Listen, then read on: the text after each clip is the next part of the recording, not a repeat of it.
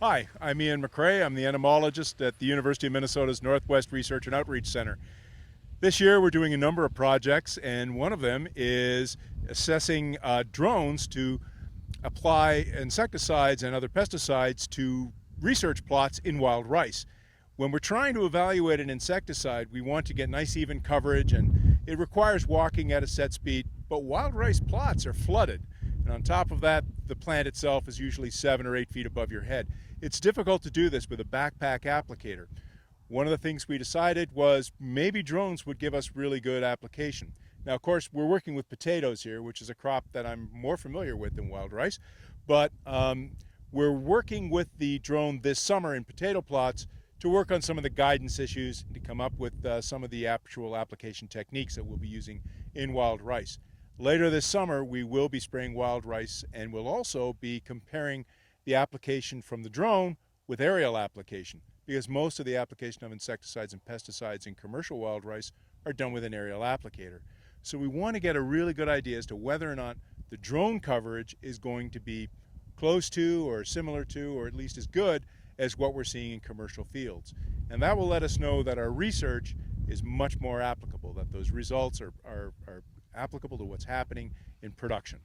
The other nice thing about the drone is the coverage that we're getting is actually assisted by the downforce from the blades. You get really nice mixture through the canopy of the chemical. You can see it's kind of overspraying a little bit onto the dirt, but that's because we are currently, like I said, working on the guidance systems, and right now we've just got a program to spray the entire field, including the alleyways.